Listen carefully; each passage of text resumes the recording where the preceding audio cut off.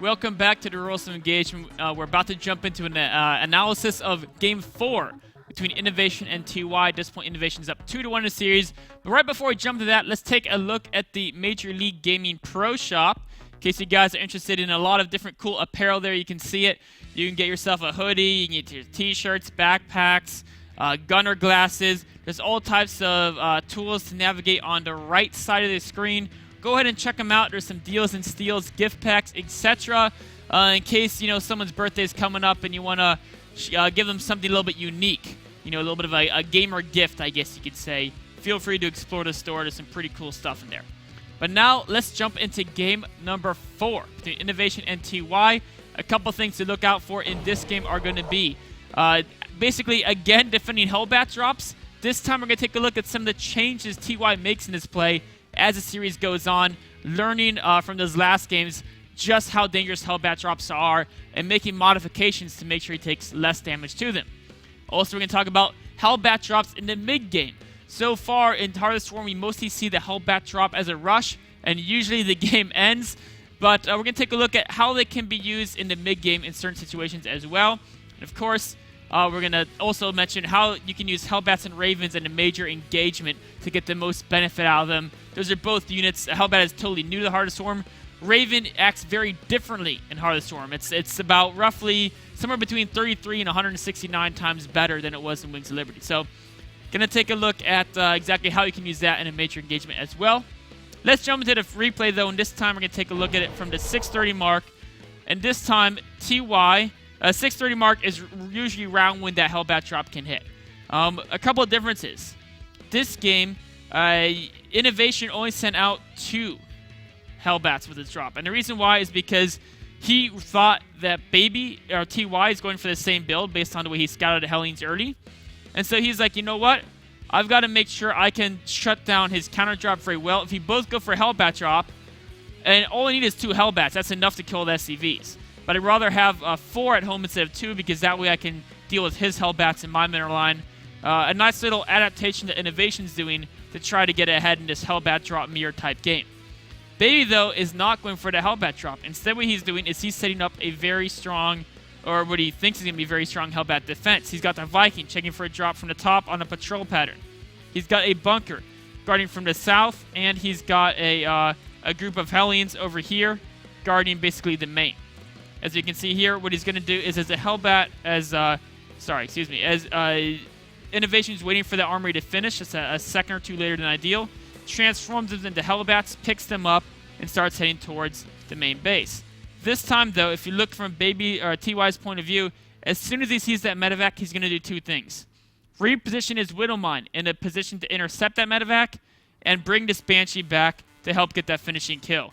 And if you notice, as long as you have a decent screen and you see that medevac coming, the best way to prevent it is you root that Widowmine to intercept it, and then, of course, the Widowmine shot combined with a single Viking shot will actually knock that out. Or in this case, the Viking didn't even get to shoot because the bunker got a couple shots off. Either way, though, knock out that medevac, and wow, look at this cool. Isn't that awesome? Look at these new physics. Little pieces of medevac flying everywhere. I think it's pretty cool. And you can deal that drop very, very effectively. Even if it gets over your SCVs, you would much rather do minor splash damage to 1 or 2 SCVs, which will not kill them, than basically end up losing them all to a Hellbat drop, having to pull them all. So, perfect defense here using the Widowmine plus Viking, or in this case it was a couple Marines, combined to knock that medevac out before it can even get into the worker line. That's exactly what you need to do. Combine quick Widowmine maneuvers with the Viking or Marines to prevent them from ever getting to that mineral line you have. Now, the next thing I want to talk about is, let's say, okay, the Hellbat drop doesn't seem that great if they have this nice defensive setup, right? So maybe people should stop doing it? Well, I mean, it's the same thing with most drop play. You can still work it in the mid-game as long as you basically know when to work it in. Because, of course, you can lose some units out of your army, but you've got to realize that it's much easier to avoid sack defense now with the addition of the cool ability of the medevac ignite afterburn. So you set up your defense. Your opponent's probably going to set up their defense too, guarding from here with the Vikings, of course, coming in from the bottom. He has all these Hellions here ready to deny that as well. He's got the barracks here scouting, so both players are very well defended against a drop with bunker Widow Mine combination here, and then of course the Vikings going to be guarding the top. So are Hellbat drops dead in this mid-game situation when both players have defense set up or not? Well, the situation can come up. You can still get away with those Hellbat drops under a couple circumstances.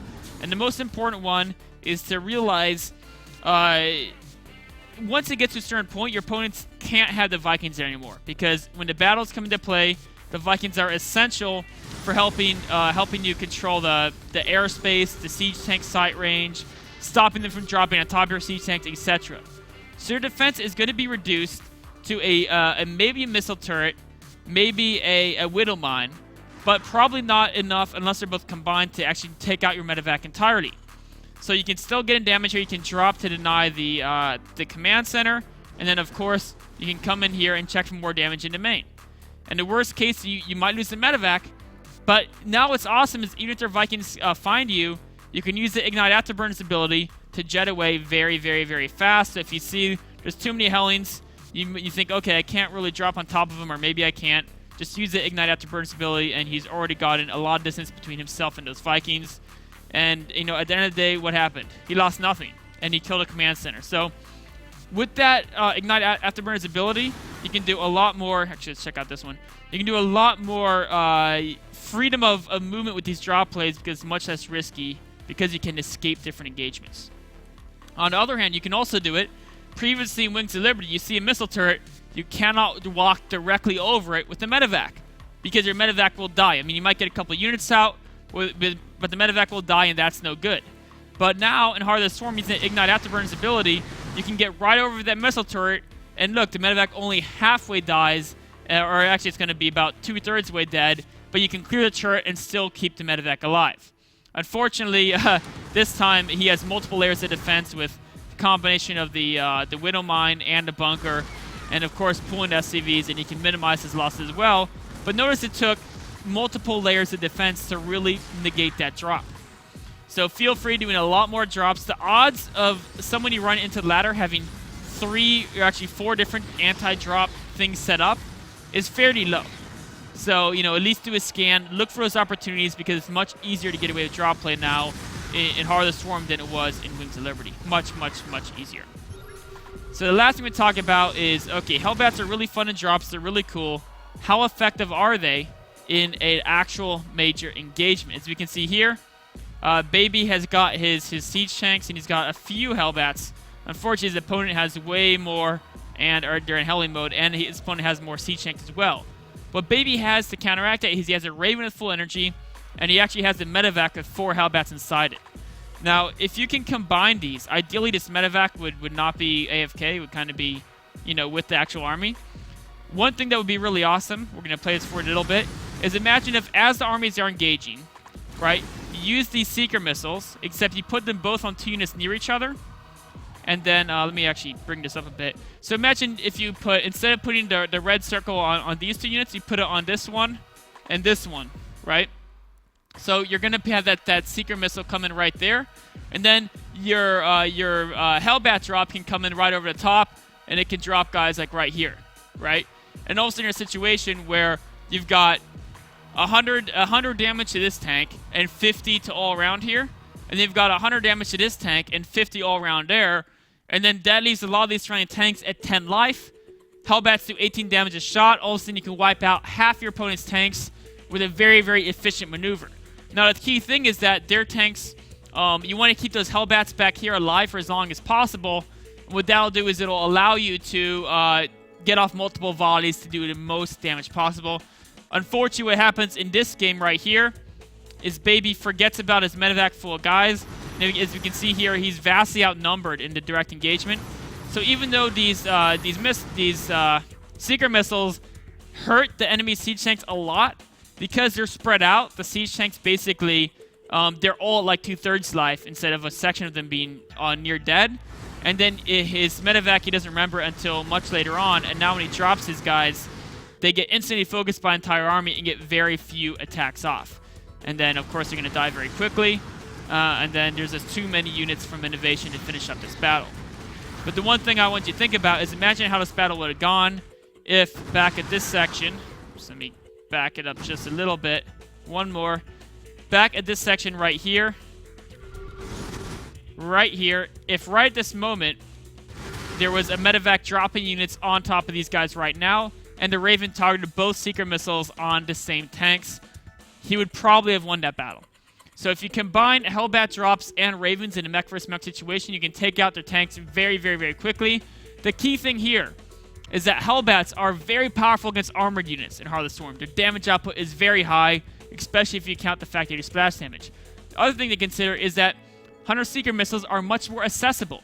Not only do you not have to do any research, which is actually the same in Wings of Liberty now, but it costs 75 energy instead of 125. Yes, it does a little bit less damage, but one Raven that you make early in the game to help deal with, Cloak Banshee or whatever, all of a sudden can cast 2 different Hunter-Seeker missiles. Hit them both on the same target will basically, in the same area, will make all their units almost dead, combined with a Hellbat drop to finish them off. It's a very cheap investment to get that Raven, and it can do massive, massive damage in a battle. You just got to combine either with more Ravens, which is always good, or some Hellbats. You got to stack the AoE just like a Protoss would do, combining Colossi lasers and Psionic Storm against a Terran player. Terran players, you got to do the same thing. Combine your AoEs all together, and you've got absolute devastation. So that wraps up game number 4. Innovation, as you saw, goes on to take this, winning the series 3-1. We'll take a short break and be right back up with the general overview of how the series went and some things that both players and myself and hopefully you guys have learned from watching this amazing new Heart of the Storm series, and then also answer a few questions. Be right back in a minute.